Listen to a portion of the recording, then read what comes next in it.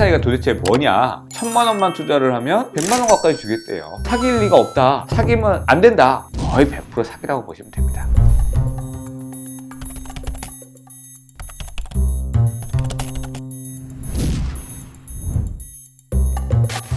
사기와의 전쟁을 선포한다. 사기꾼 잡는 변호사 이세환 변호사입니다. 오늘은 신종사기 총정리 두 번째 시간인데요. 이번 주제는 바로 폰지 사기입니다. 사실 폰지 사기 이름이 좀 낯설긴 한데요. 너무 흔한 사기 수법이면서 너무 광범위하게 퍼져 있는 범죄 유형이라고 볼 수가 있습니다. 단군 이래 최대 사기 사건이라고 들어보셨죠? 조이팔 사기 사건, 그리고 MBI 금융사기, 각종 부동산 투자 사기 등등 여러 가지 폰지 사기들이 발생하고 있고 또 활개치고 있습니다. 우리나라에서 발생하고 있는 큰 금액의 피해들은 상당수가 폰지 사기라고 볼 수 있는데요. 폰지 사기에 대한 모든 것 오늘 알아보겠습니다. 자, 그럼 폰지 사기가 도대체 뭐냐? 이름이 좀 특이하죠? 스폰지? 폰지? 뭐죠? 실질적으로 폰지 사기의 형태는 아주 간단합니다. 다수의 투자자들을 모집해요. 그리고 그 투자자들이 투자금을 주겠죠. 그럼 그 투자금으로 뭐 이혼축으로 하든 뭘 하든 해요. 그리고 나서 이제 그 투자자들한테 돈을 반환해야 될 때가 오면 다른 피해자들한테 또 투자금을 받아서 기존 투자자들한테 반환하는 거예요. 결국 이걸 뭐라고 하냐? 돌려막기, 이렇게 표현하죠. 그러니까 계속해서 돌려막기를 하다가 새로운 신규 투자자가 나타나지 않으면 어떻게 되겠어요? 본인이 쓴 돈이 있잖아요. 못 돌려주는 거죠. 자기가 애초부터 변제할 의사도 없었고 변제할 능력도 없었던 거죠. 이런 것들을 바로 폰지 사기다 라고 우리가 일컫고 있는데요. 사실은 폰지 사기란 말이 법률 용어는 아니에요. 법전에 이런 단어는 없어요. 그러면 폰지 사기를 왜 우리가 폰지 사기라고 부르느냐? 이러한 사기 유형을 처음 시도한 사람이 카를로 피에트로 폰지라는 사람이래요. 이 사람이 이탈리아의 은행원이었는데요. 쉽게 생각하면 이럴 수 있잖아요. 은행도요, 우리가 투자금 또는 우리가 예금이라는 것을 맡기면 그 돈으로 계속해서 어떤 금융사업을 하다가 나중에는 인출하겠다라고 하면 그 돈을 돌려주잖아요. 여기에서 이 사기꾼은 착안을 한 거예요. 그러니까 자기도 누군가한테 투자금을 받아서 나중에 가서 이 사람한테 반환해야 될 때가 오면 자기가 반환하면 되는 거 아니냐, 이렇게 생각을 해서 새로운 사기 수법을 만들어낸 것이죠. 자, 그러면 조금 이상한 점이 있죠. 그러면 왜 은행은 사기가 아니고요, 일반인이 이런 투자를 하면 사기예요? 이렇게 볼 수 있는데요. 은행이나 금융당국의 경우에는 금감원이라든지 다양한 국가기관으로부터 감시를 받고 있어요. 이러한 사기의 피해를 예방하기 위한 것이죠. 그래서 일정 비율 이상이 되는 부채가 늘어난다거나 예금이나 여러 가지 투자 목적으로 받은 돈이 원래의 목적 이외의 곳에 쓰이거나 이것에 대한 리스크를 감당할 수 없게 되는 상황에서는 금감원이나 여러 국가기관에서 제동을 걸게 되어 있어요. 또 이러한 것이 원금 손실의 우려가 있는 경우에는 반드시 고지하게 되어 있고, 그것을 제대로 고지하지 않았다라고 했을 때에는 불안전 판매라고 해서 나중에 이러한 금융상품의 판매를 법적으로 제재할 수 있는 여러 시스템들을 만들어 놓고 있는 것이에요. 그래서 한 번쯤은 들어보셨을 겁니다. 유사수신행위에 관한 법률이 따로 있어요. 이 말이 좀 어려운데요.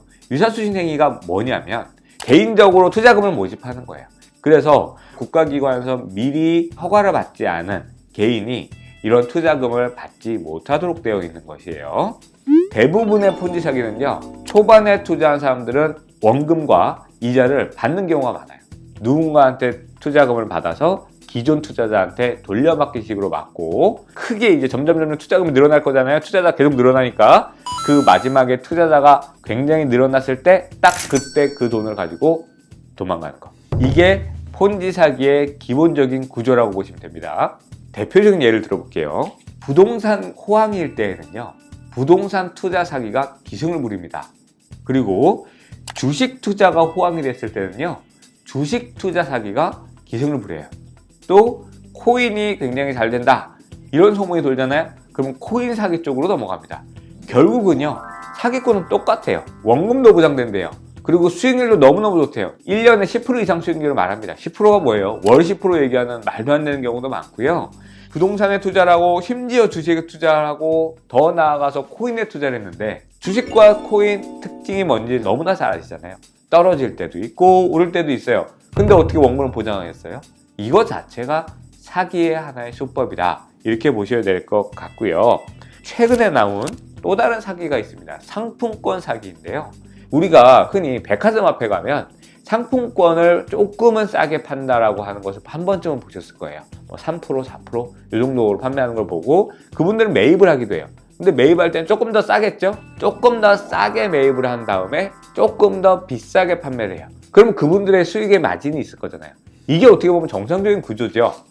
그런데 이것에 착안을 한 사기꾼들이 어떻게 말하냐면, 이걸 백화점 앞에 가면 100만 원짜리 상품권 조금 싸게 살 수 있는 거 알지 않냐, 이것을 대량으로 구매하면 엄청 싸게 살 수 있다, 이렇게 얘기를 하면서 1000만 원어치를 사면 5% 이상 수익이 난다, 1억 원어치를 사면 10% 가까이, 대량이기 때문에 가능한 거다, 이렇게 꼬셔요. 또 어떻게 보면 그럴듯하기도 하죠. 이런 데 속으면 큰일 나는 겁니다. 상품권은요, 어떤 기관이든 백화점이나 어디든 간에 상품권에 이런 권면이나 이런 것들을 제한을 하고 있어요. 그렇기 때문에 수익률이 많이 나기가 어려워요. 자기들을 통해서 상품권을 사면 크게 수익을 날 수 있다, 안전한 자산이다, 이렇게 얘기하면서 개인적으로 상품권을 사고 팔기를 하면서 수익률이 5%, 10% 이상 난다라고 하면 이것은 거의 100% 사기라고 보시면 됩니다.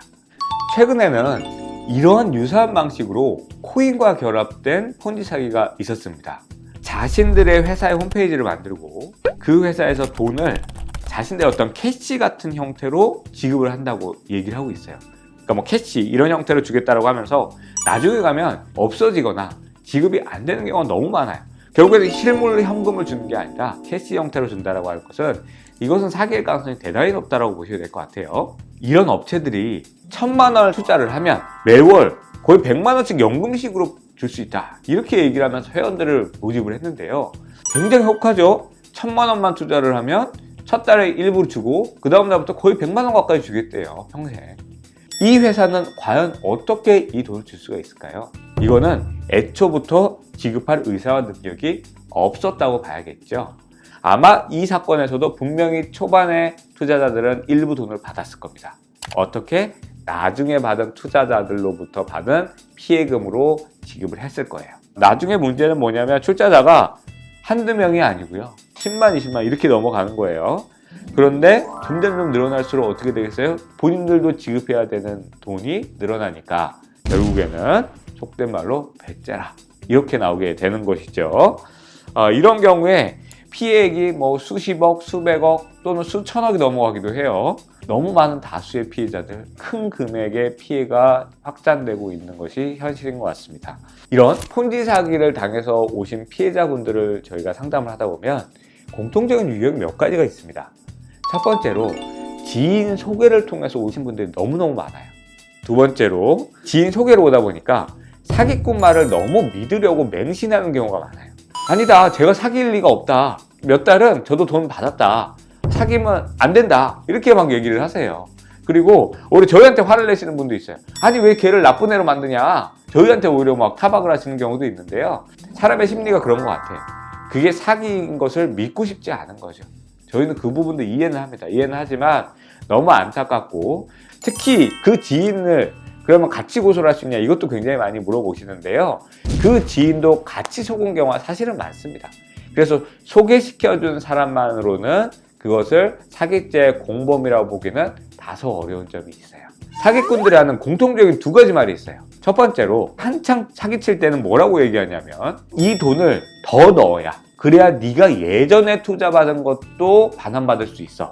전형적인 사기꾼이 추가로 사기를 칠 때 하는 말입니다. 이런 말을 들으셨다면 당장 중단하셔야 됩니다.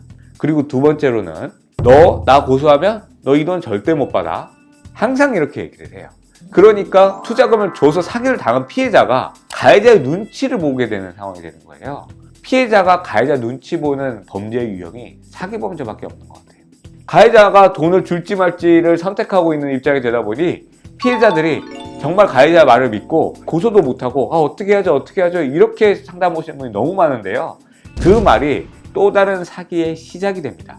그렇기 때문에 사기꾼 가해자의 말은 믿지 않으시는 게 좋습니다. 나중에 가면 가해자가 오히려 더 큰 소리를 치면서 이렇게 얘기를 해요. 내가 지금 얼마나 갖고 있는데 너한테는 줄 수 있다. 넌 고소하지 말아라. 고소를 안 하면 어떻게 되느냐? 계속 변명을 합니다. 원래 돈을 주려고 했는데 뭐 때문에 안 됐고, 계좌가 막혔고, 우리나라에서요 계좌 압류하는 경우 흔치 않습니다. 그렇게 계좌가 막히지 않아요. 그런데 사기꾼들은 항상 그렇게 얘기해요. 사기라고 보시면 됩니다. 그렇게 납득할 수 없는 이유로 차일 피해를 계속 미루죠. 그렇게 해서 사기로 고소를 못하게 하는 것이 이 사기꾼들의 전형적인 방법이다, 이렇게 생각하시면 될 것 같습니다. 오늘은 발전하고 있는 신종 사기 범죄의 두 번째 시간, 폰지 사기 유형에 대해서 말씀을 드렸는데요. 사기 피해자들을 보면 너무 안타까워요. 제가 사기를 당할 줄 몰랐다, 이런 거 처음 와본다, 저 사기 처음 당해본다, 그리고 경찰서에 가면 어차피 걔 못 잡을 거다, 이런 식의 부정적인 말을 정말 잔뜩 듣고 오시는 경우가 많은데요. 지켜보는 저희 입장에서는 안타깝고 씁쓸한 것 같아요. 오늘 영상도 또 사기 피해 누군가 한 명을 막기 위한 아주 작은 노력이라고 봐주시면 좋을 것 같고요. 저희가 다음 시간에는 세 번째 시간으로 찾아뵙도록 하겠습니다. 오늘 감사합니다. 다음 시간에 다시 만나요. 안녕.